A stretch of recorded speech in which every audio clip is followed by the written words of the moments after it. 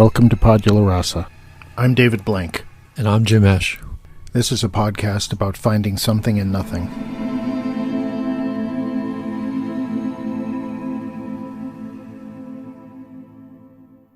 Greetings. This is Dave from New Hampshire, in what will likely be my last podcast from New Hampshire. Don't stress, my loyal fans, I'm only moving to New York.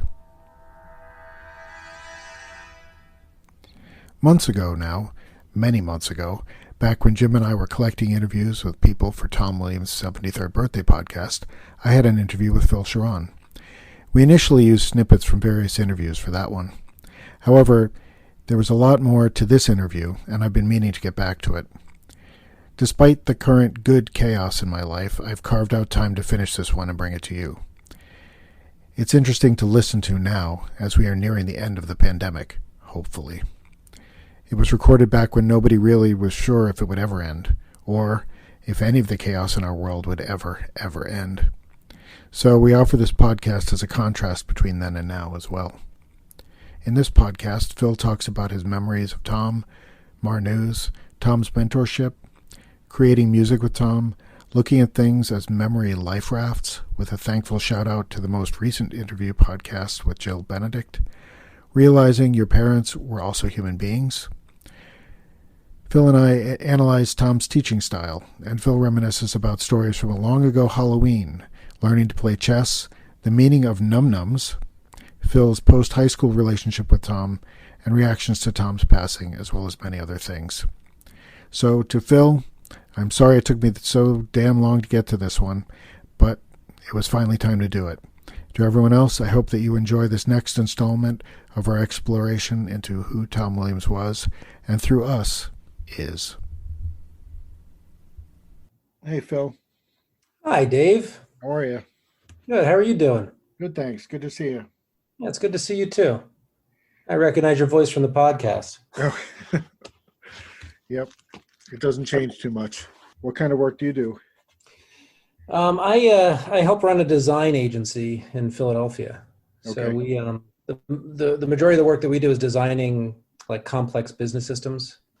Well, that's great. How has the pandemic affected your business? It was very rough at the beginning. We had probably about a third of our sales pipeline just dropped out, and we had about like two major cancellations of business with big clients. So we seem to be recovering now. Actually, like that's one of the reasons why today was such a crazy day. Like usually after Labor Day, all of a sudden, all of our clients who took the summer off that want new work done by the end of the year and stuff like that, they all come to us on, like the second week of September, and they're like, oh my God, we got to get this, we got to start next week, and we got to get the work done by December. We're not going to meet any of our strategic goals, blah, blah, blah. And they're fighting for us to start working with them. And that seems to be happening earlier now, that since nobody's on vacation. Yeah, well, they've been on vacation. Yeah. It's been kind of strange. Like we luckily only had to lay off like 2 or 3 people of 115. That's not bad. I mean, it's bad for them, but yeah. And it was, it's terrible. Like I've been in the technology industry for a long time. So like I've, in the early 2000s have told way too many people they don't have a job, even though they didn't do anything wrong. And so it was rough, but we helped place them. So they all have jobs now. So that's good. But, I was an adjunct faculty member, like, for 20 years for Philadelphia University, but it was always in class teaching. Yeah. And I loved it. It was a great sort of part-time gig, and I've always like thought, hey, my retirement plan is to maybe pick something like that up and just do like a couple of classes a semester, or 1 class a semester, something just to keep my mind sharp. But and what year were you at MN? Or when did you graduate? I graduated in 88. 88. Okay, that's right. You told me that. And so, how did you find out about the podcast? So my sister texted me with a link to it. She's the one I sent you her name, Patty Sharon Scaramuzzo. Right. And I went back and looked at that text thread after you said, oh, I don't remember her. So she knows Jim, who's a band member. I don't know what Jim it is, but she knows a guy named Jim that was in a band with you or the other guy who runs the podcast. And I actually, it's strange because I'm the youngest of 5 and she's in the middle So Okay. I know I know what the age difference is between me and my oldest sibling, but for some reason I've never really memorized the birth years of all of my other siblings in between. Somewhere around like 6 or 7 years, like 80, sometime between 80 and 82, she must have graduated. Okay.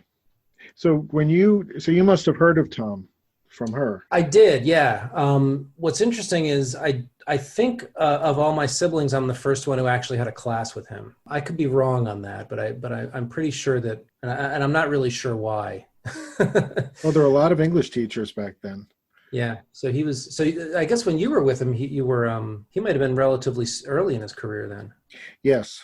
Yeah, 82. So I probably met him around 1980, and he'd been at Marple for like 5 years at that point. Yeah, because I remember sometime in my high school career, he turned 40. So that would have been 87. That would have been 87. Okay, in 87. Was that a big deal for him? I only remember thinking it was a big deal to me. While I regarded him as an adult and I respected him well, I was like, wow, 40's old. You think that until you turn 40. And yeah. It doesn't seem so old then. Yeah. I also remember it because he and I don't know if you had Tom McHugh or remembered Tom McHugh. I know him. I never had him though.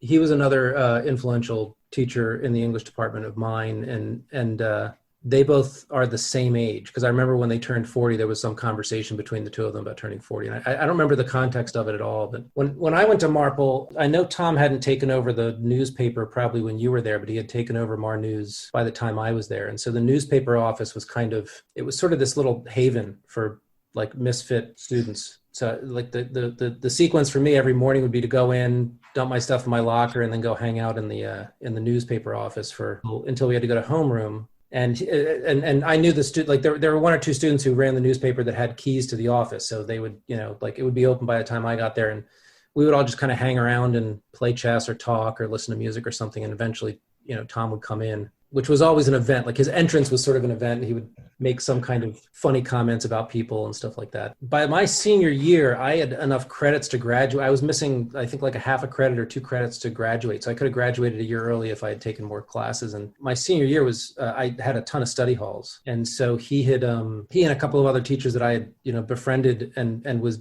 like doing side work for and stuff like that, like helping with the newspaper.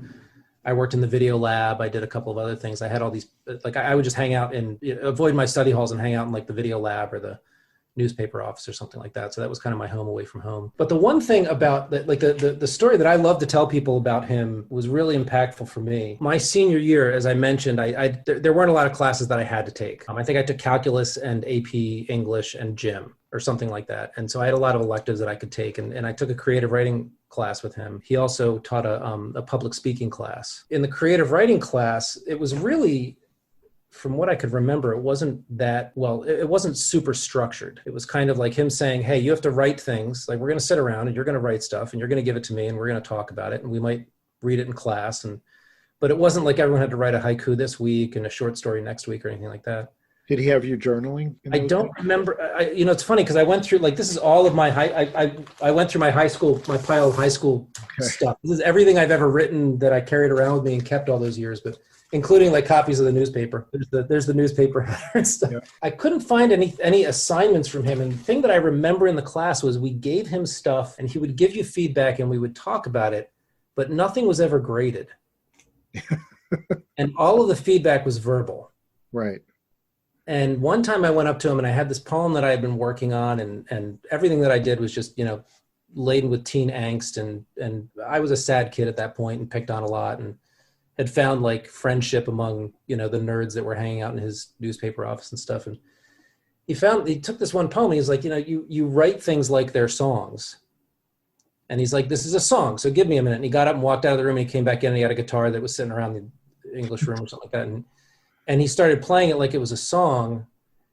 And within a couple of classes, he had turned the class into a songwriting class. Like everyone kind of gathered around and the song wasn't mine anymore. It was ours. People were finding ways to revise the lyrics. And I distinctly remember at one point he said, I really need a keyboard.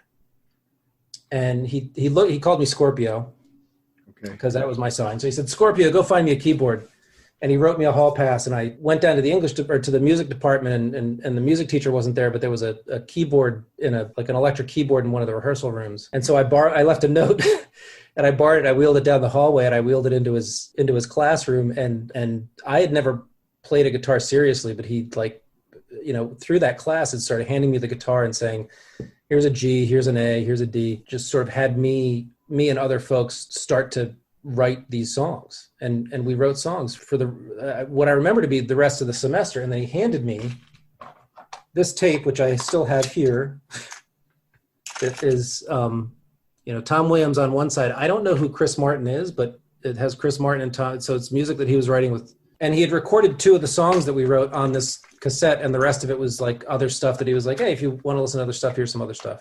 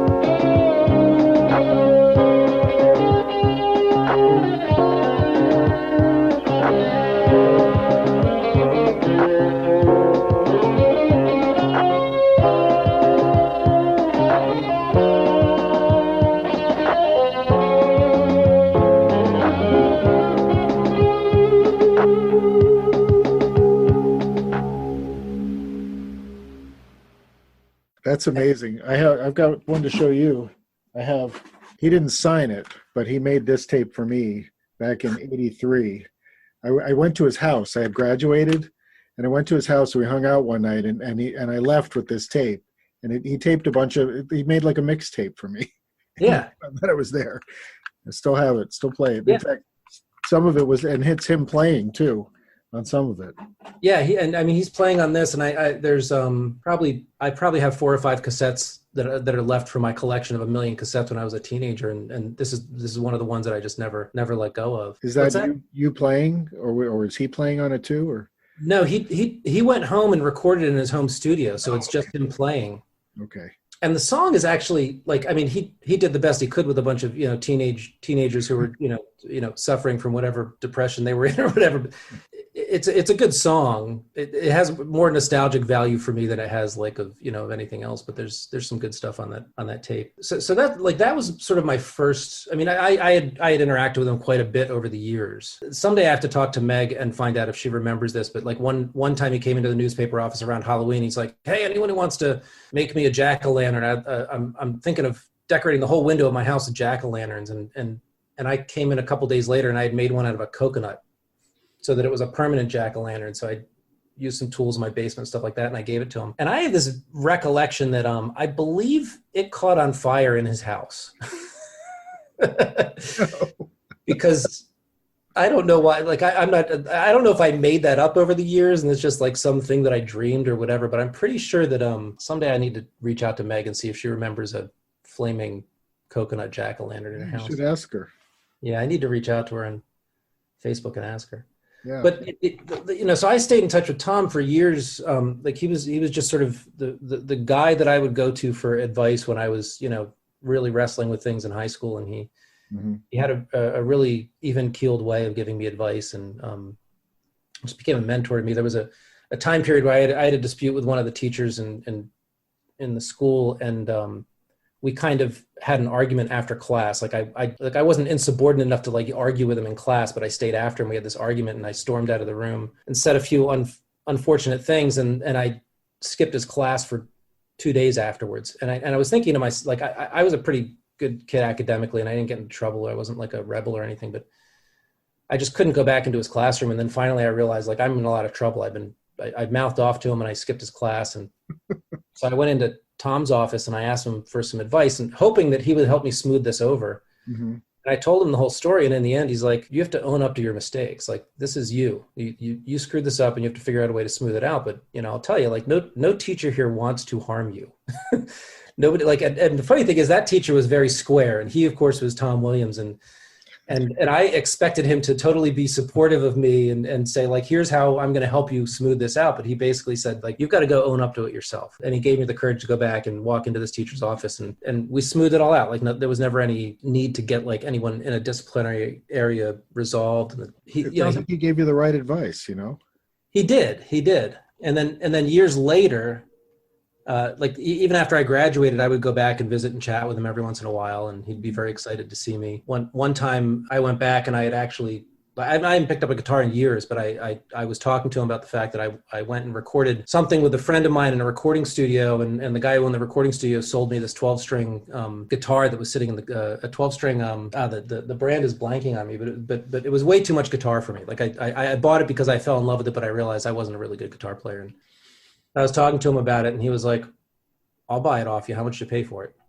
I was like, hey, so I scraped together. And I was a college student waiting tables. And I was like, I took all my tips for a week and, it cost me $200. He's like, I'll buy it off you. And I remember like going to his house and selling it to him. And just like every time I thought about him having that guitar, I was like, it made me feel good that he had this, this instrument in his collection that like I had somehow, been a part of. So I had the opposite experience.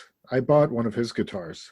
Oh yeah. Early on. Yeah. I was probably one of the first people to buy one from him because he knew, like I had a I don't even know, it's like a Court or a Magic or some, some Les Paul ripoff copy. Right. And I bring that in. He's like, Ski, you need a real guitar. And he had this, actually it's sitting right behind me. It's that Stratocaster right there. Wow. And that was his. Yeah, that was his. And he changed the pick guard on it, and these knobs are not original. Like, they're not Strat knobs, but yeah, it was, I guess it was an ex-relationship had given it to him, and he just didn't want to have it anymore. So he wanted $250 for it. And it was $250. And my dad had forbidden me to spend any more than $200. So I basically wore him down, and he sold it to me for $200. And wow, yeah, it was a really generous thing of him to do, and it was just an amazing gift. And I still play it 40 years later. Yeah, wow, that's great. I had an old knockoff Japanese classical guitar, and then after learning with him and then teaching myself a little bit, I went out and bought an Ovation.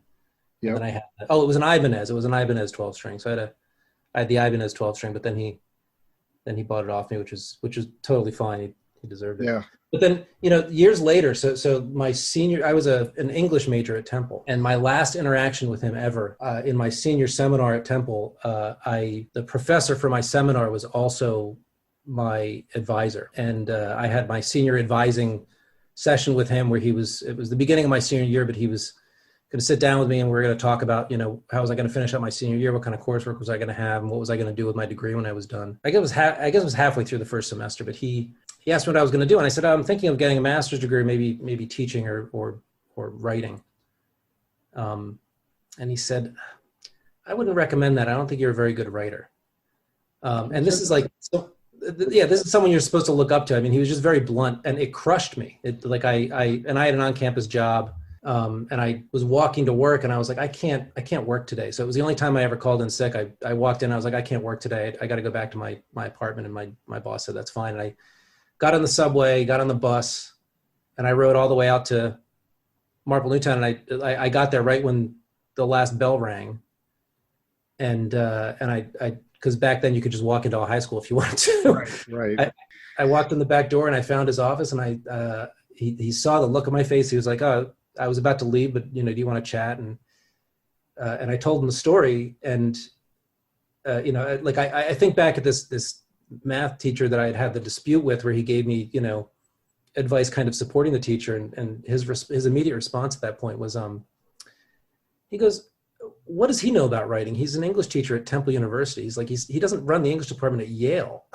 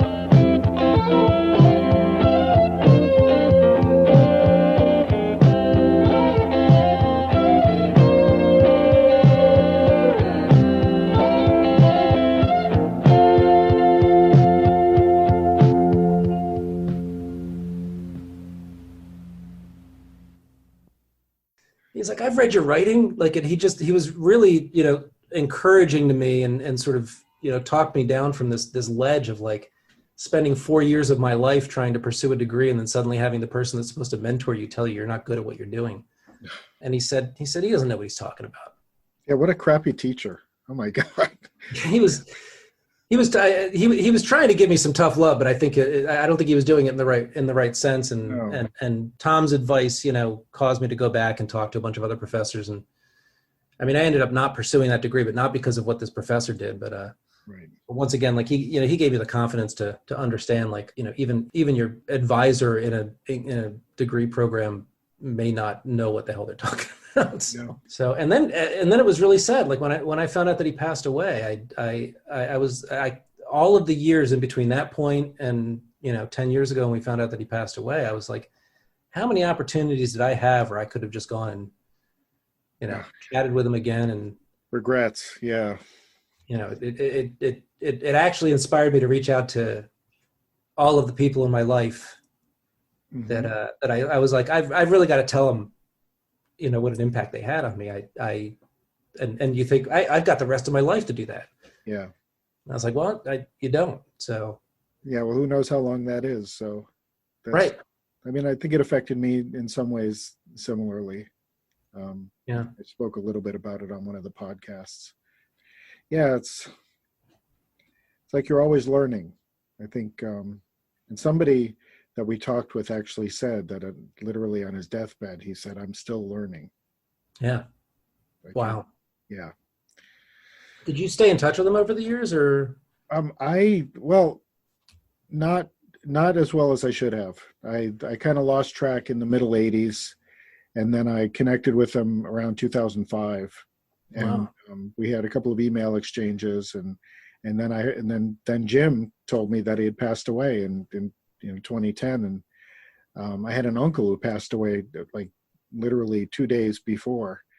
That really just devastated both of them together, which really devastated me. It was really hard. And then it snowed, and I'm in New Hampshire, and so I didn't get to go to either funeral or either service or anything.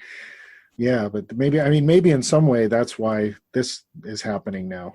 I think like Jim and I have been in touch since we probably the late 90s. I think we got back in touch, and we've been dancing around this for a while. Yeah, it's happening, and it's so cathartic. I mean, and people like you are reaching out, and it's like this whole community of, that Thom mentored in one way or another, or inspired or encouraged, and everybody, people just resonate with this idea of thinking about and remembering and bringing it forward. Yeah, it is. He had a serious impact on so many people. Like I think back, like in the pile of things that I started to pull out. He also, I don't know if you ran the literary magazine when you were. I don't remember. I remember Mar News. Well, not Mar News. You're talking what is the? It was called Dinos. Okay. He did, I think, but I didn't know what Dinos was. I was in the chess club and I did music, and that was like where I drew the line. But, right. Yeah. He was such a Renaissance man. He did a little bit of everything, But he did. He well I went through the literary magazine and I just started looking, like, this is a copy of the one from my graduating year, and I just started looking at all of the names of all of the people in here that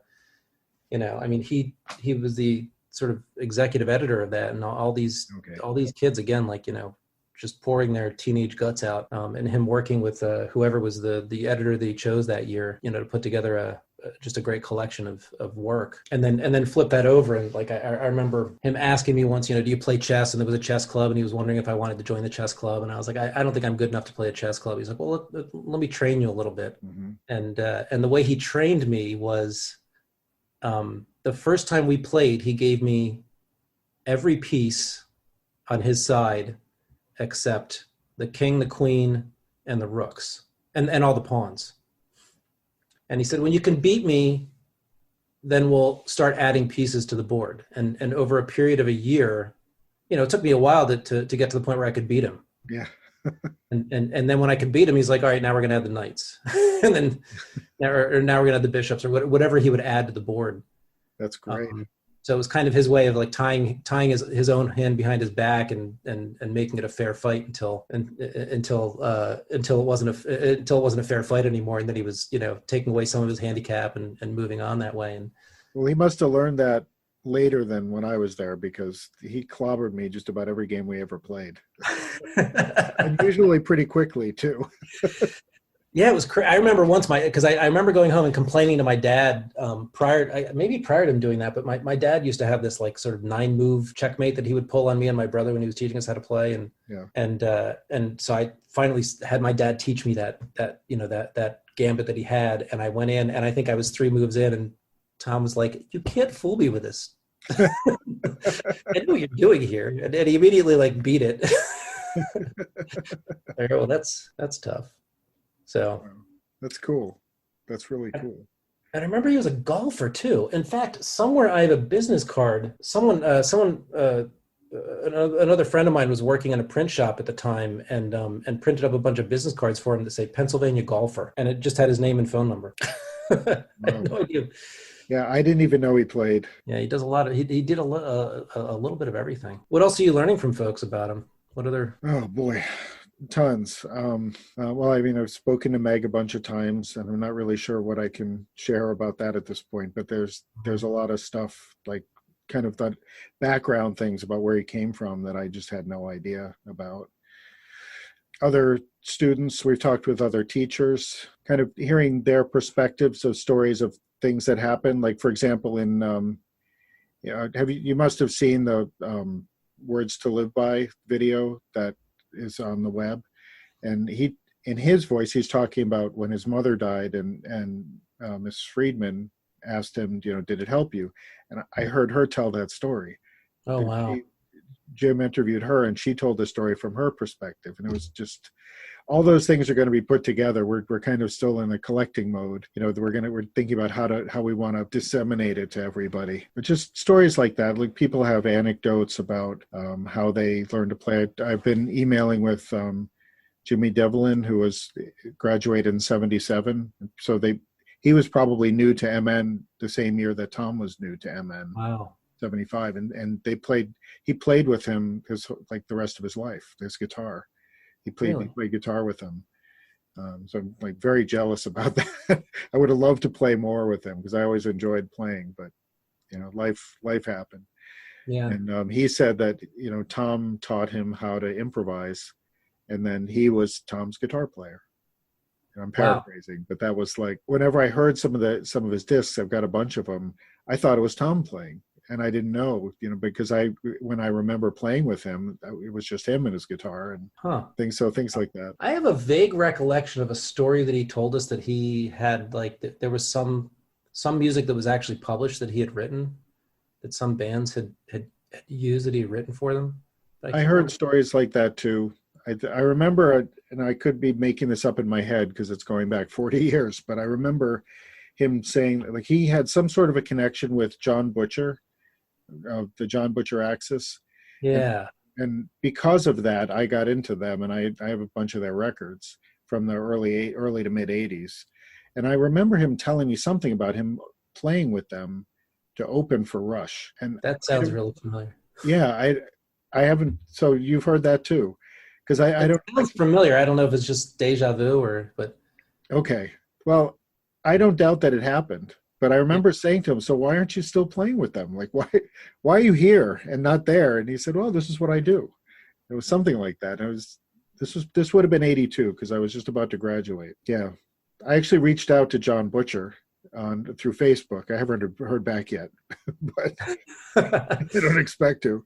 Maybe if he gets a wave of people reaching out to him about Thom Williams. Yeah.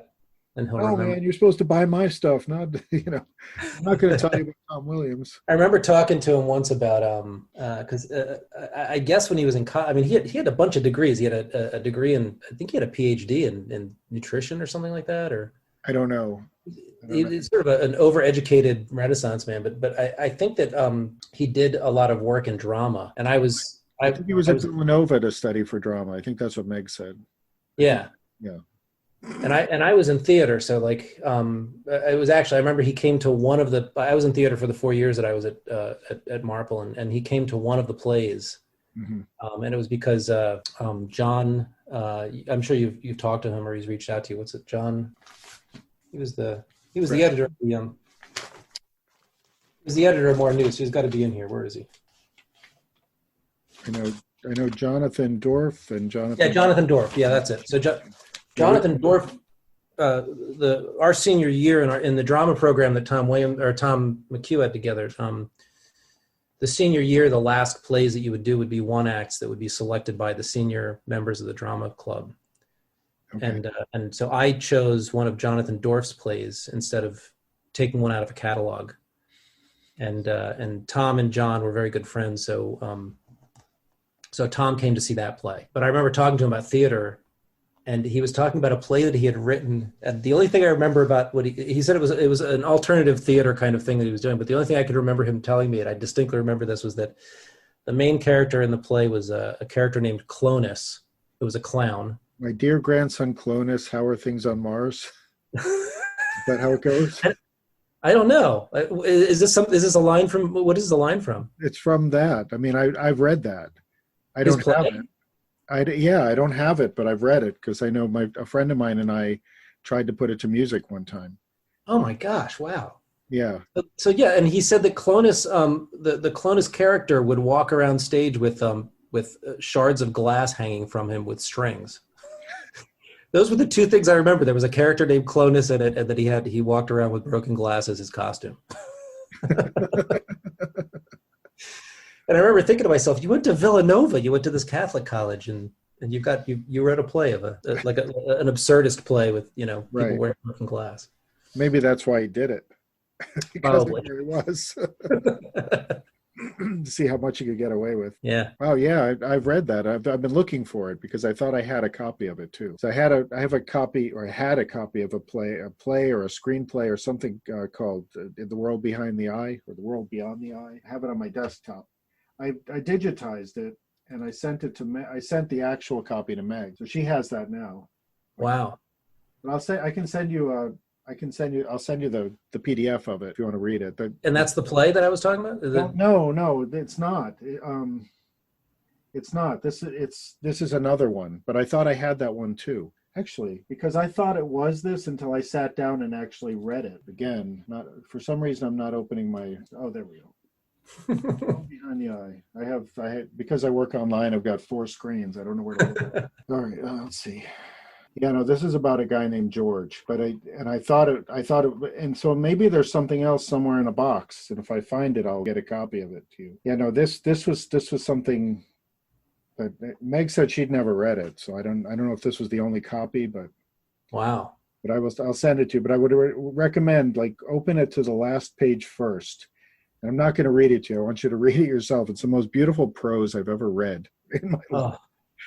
Partly because I love the guy, but when I read it, I got to the end and I just, I don't know, it killed me. Wow.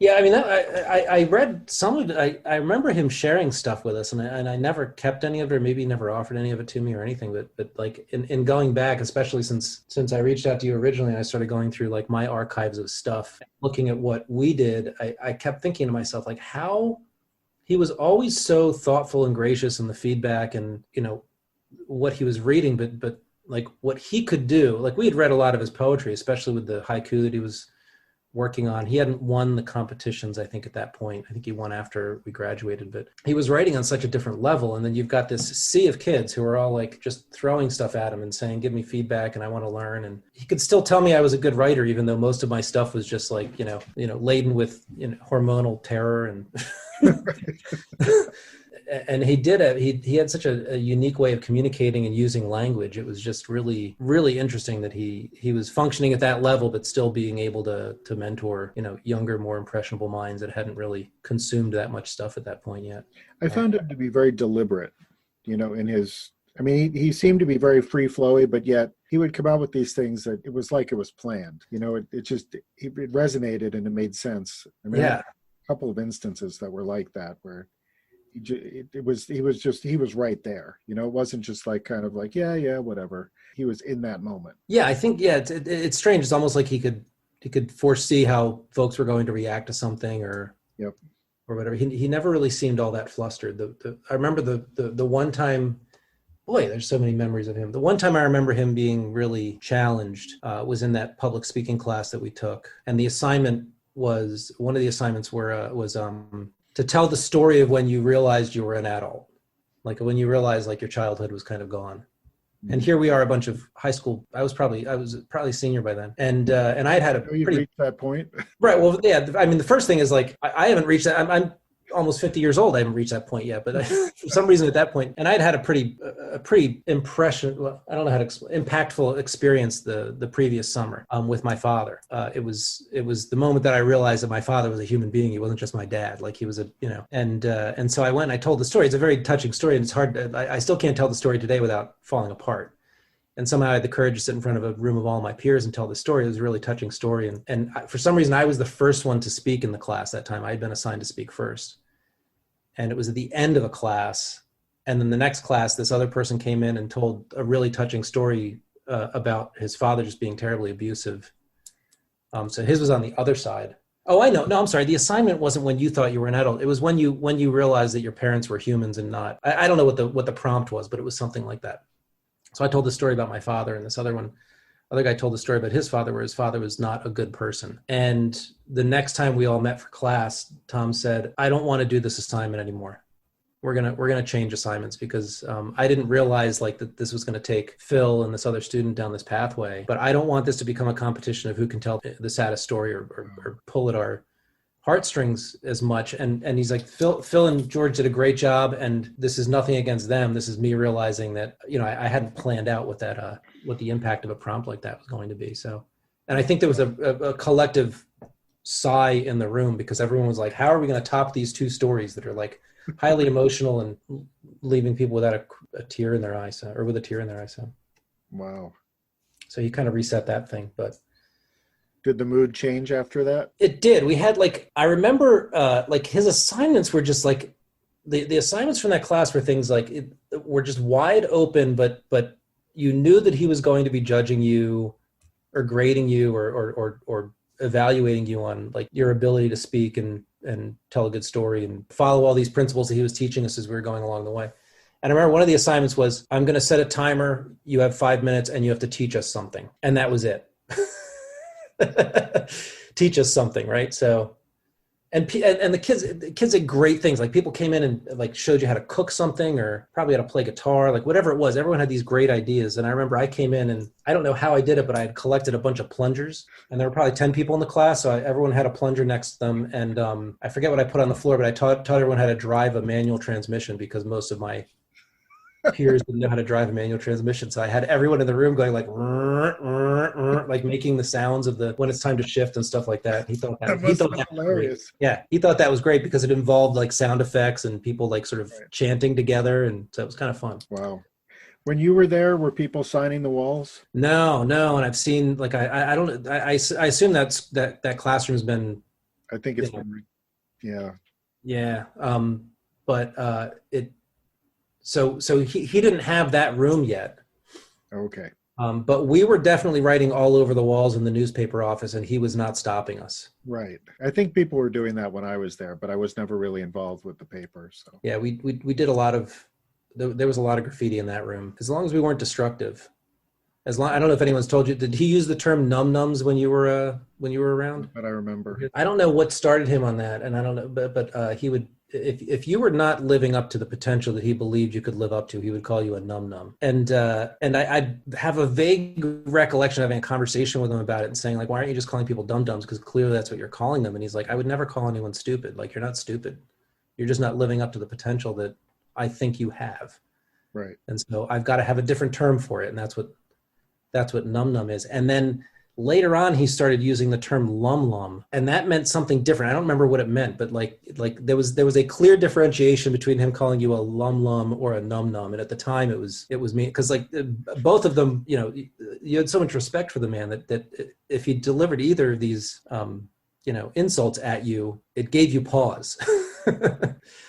Well, there was an evolution there, because in my years, I know of one person who did something that he didn't approve of, and he called him a heiny. Called him a heiny. That's funny. So num-nums hadn't arrived yet. That's great. Yeah, if you talk to Jonathan Dorff again, you should ask him about that, because I'm sure he has more insight into what num-nums were. But that was definitely in his day. That's great. Yeah, you should tell him I say hi. He's a playwright. Yeah, he's an accomplished playwright, and I have I believe I have the distinct honor to be the first director of any of his plays. Wow. And I think that you should ask him about it, because I believe that we both there was a lot of battling going on, because the directors wanting to rewrite and playwrights not wanting theirs to be messed with. And so do you have any lasting impressions that are like overarching things that when you think of your experience with Thom Williams, either in school or later, or something that maybe you carry forward with you? It's kind of a big question, so I apologize for springing it on you, but I think about that in my own life a lot. Yeah, it's a really good question, because there's so much of the 4 years that I was exposed to him, and right. And so much that I think I carry with me, every day, that not even consciously that I'm carrying with me. But I mean, he, I don't know, I think you said it really well, this sort of deliberateness that he had, about life and the world. And I think how seriously he took his job. I mean, he was clearly a man of many talents and a lot of charisma, and probably could have done anything. And, but there clearly was something that he, some mission that he had in life to sort of help younger people launch into their adult lives in a good way. And that was really meaningful to me. And also this notion that I'm sure everyone in their teenage years feels like they were misfits. And he had a way of making you feel like you weren't a misfit, like you were helping you realize that probably everyone in that building was struggling with the same crap that you were struggling with. It just came out in different ways. Well, at that age, 16, 17, 18, I think everybody's a lost soul to some degree or another, because they really don't know. They know what they know, but they don't know what they feel like they need to know. And you're like, well, okay, what's next? He kind of made it okay to not know. He did. Yeah, absolutely. Yeah. And I think he made it okay for you to accept the fact that like, you're going to figure this stuff out. You're going to have experiences. Right. And that I one of the things he probably helped me understand and carry along, my whole life, is like, he never gave like direct advice. Like, you have to do this. Or when I was your age, like, he never made you feel like your interaction with him was on an uneven keel. And I notice that today. Like, I very often now in my industry, at least for the past 10 years, it's kind of going away now. People complain about millennials. Oh, they're, for whatever reason, this is why, it's they're such a scourge on society or whatever. And I think to myself, like, every single generation has been through this judgment of the generation that's going to come in and unseat them. You think back to Thom Williams, like, I was a member of the generation that was following him. He was coming in from the 60s and I was coming in from the 70s and 80s. And I don't think he ever looked at us as, a threat or less wise than him. He just thought that, we were just behind the learning curve because we were younger. Right. we're going to learn the same things and experience the same things. And like, I never felt judged by him. That is, if I think back on my whole high school and college career, like that was a rare experience with an educator, you know? Yeah. Yeah. Well, because when you think about it, when you're a teacher, you have to judge people in some way, you know, and but he didn't do that. In fact, it wouldn't surprise me. I should ask Meg about this, but it would not surprise me at all if most of his students got A's, and that was just accepted. Yeah. You know, in my line of work, if everybody got an A, I'd have an assistant dean looking down at me saying, "Oh, come on, really? Like, Yeah. What's going on here? yeah, are you just collecting a paycheck or what's happening here?" Yeah. But yeah. And I mean, like the fact that, look, in his house, there must be a box somewhere full of like everything that we ever handed in that creative writing class, because like I never got anything back. It was never graded. It was never, but I don't think that was the point of the class. Wasn't to judge your ability to write. The point of the class was to get you to write.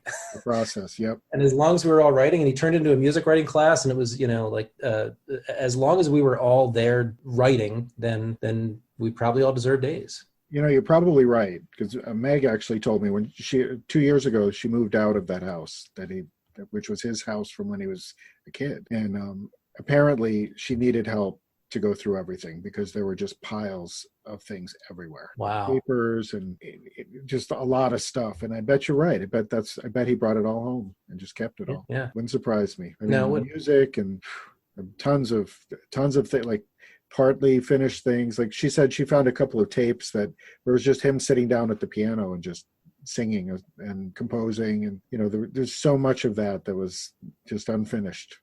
I have a box that's about maybe this big that's full of unfinished tapes that I've been working on over the years.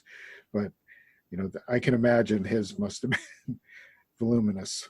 Oh, I can't. Yeah. I mean, if you know, if he was able to just like rattle something like this off and set off, you know, in a weekend, just to make a bunch of, you know, high school kids feel like the work that they did was, you know, was valuable enough to put on tape. I can't imagine what he had in his collection. Yeah, I know. Well, part of the soundtrack of show 6, which is where we introduced the Thom Williams experience, that's from that tape that I showed you. Oh, wow. Just him noodling on the guitar before he switched to LPs, and you know, and giving me all these songs that he said, you got to listen to these. And yeah, the song that we wrote is embarrassing. That's Mr. Personality. Is that the one you were saying? Well, no, he named and in fact, I guess I lost the original handwriting because that's my handwriting there, but he named the tape Mr. Personality when he gave it to us. Okay. So that's my handwriting, but his handwriting is on the actual cassette. But there was no song on it that I could tell was named Mr. Personality, but okay. Well, you know what his record label, or what he was calling his record label, is Mr. Whatever. Mr. Whatever Records. Well, this has been really great. I'm going to follow up on a bunch of these things too, but so it might take a month. I don't know, but you know, it'll. But feel free to stay in touch, and if you think of anything else that you'd like to contribute, you know, please do. I will. Yeah. So. Great. Well, thanks for doing this. I think it's a tremendous gift to everyone who's been, you know, influenced by him. So.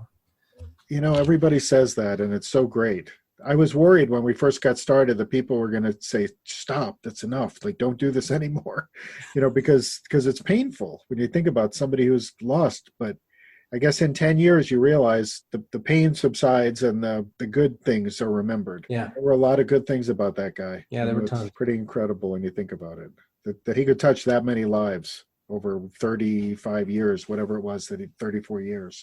That he was at MN and beyond. He's a great loss, but I think this is great. I think it was a great experience for me to even go through my archives and look at stuff and even talk to you and learn about other things that he's done. So terrific. Well, it's been great talking with you. Yeah, you too. Yeah. Thanks. All right. Well, have a good weekend and stay safe over all this pandemic stuff. Yeah, you too. You too. Well, it's easy for me. This is where I am. I've been here for 10 years.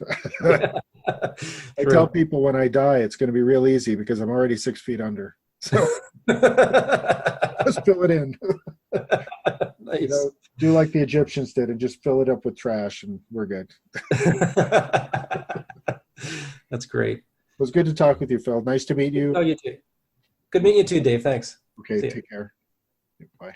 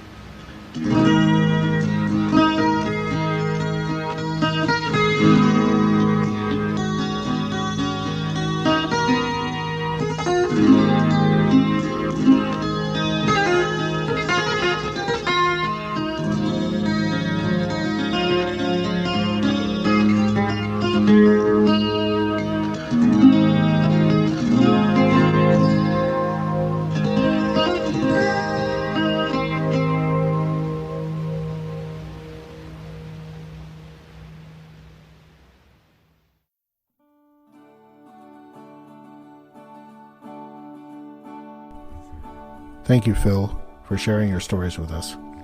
This episode featured 2 untitled tracks and the songs 3 More Miles and Only Children Anyway by T. Will and others from the release Mr. Personality.